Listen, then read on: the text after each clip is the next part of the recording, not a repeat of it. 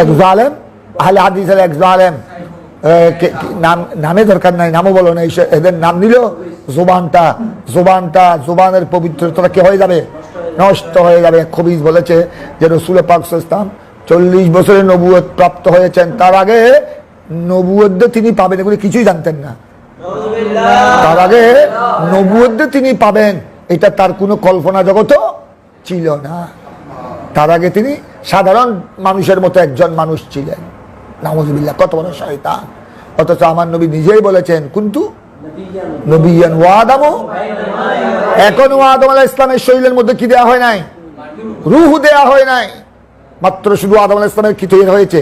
Body, দেহ তৈরি হয়েছে, হামিদা তৈরি হয়েছে, এখনো রূহ দেয়া হয় নাই। ওই সময় আমার নবী বলেন আমি কি? ওই সময় শুধু আমি সৃষ্টি হয়েছি না, কিন্তু সৃষ্টি তো অনেক আগে। আমার নবী খিলকত অনেক আগে, কথা বুঝছো? কিন্তু তখনও আমি কি ছিলাম? নবী ছিলাম। আর ঈসা আলাইহিস সালাম সম্পর্কে তো তোমরা তো কোরআনে পড়েছো, আল্লাহর কোরআনে পড়েছো। ঈসা আলাইহিস সালাম কি বলেছেন দুনিয়া এসে? ঈসা আলাইহিস সালাম বলেছেন মায়ের কুলে মাত্র এসেছে 2-1 দিন আগে। উনি ডাইরেক্ট যখন ওই বনি ইসরাইল যখন হযরতে মরিয়ম আলাইহিস সালাম সম্পর্কে কি করছে? অপবাদ দিচ্ছে, তখন মরিয়ম আলাইহিস সালাম ইঙ্গিতে বলছেন আমাকে অপবাদ, ইশারা করে আমাকে অপবাদ দিও না, উনার থেকে জিজ্ঞাসা করো যে মরিয়ম এই ছেলে কোথার থেকে পেলে? ফুটফুটে এত সুন্দর ছেলে কোথা থেকে পেলো? মরিয়মের সাথে কারোর সাথে কি হয় নাই?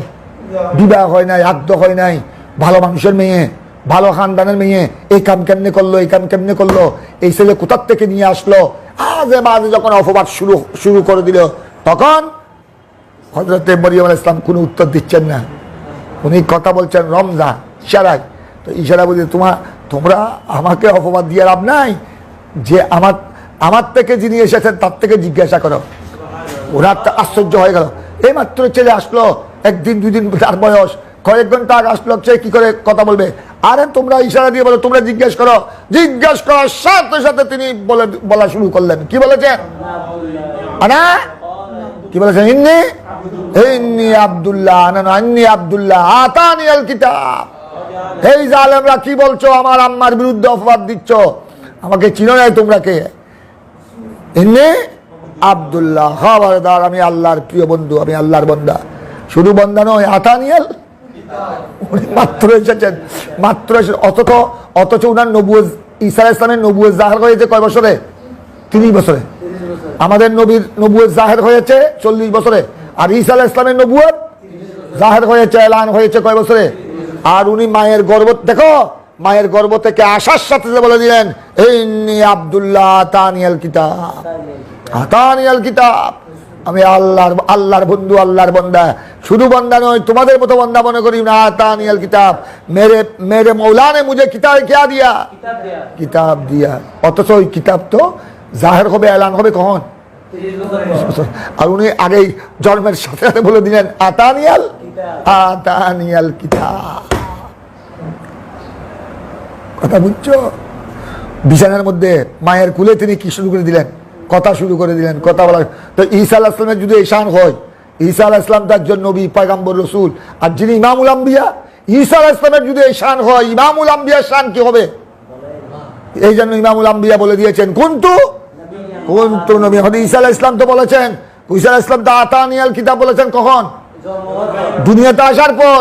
আরে আমি দুনিয়াতে আসার পর নবী হয়ে এসেই তা নয়, আমি শুধু মায়ের গর্ভ থেকে নবী হয়ে এসেই তা নয়, কুনতু নবিয়ান ওয়া আদমু, সমস্ত নবীগণের পিতা, সমস্ত বনি আদমের পিতা। যখন কোথায় ছিল?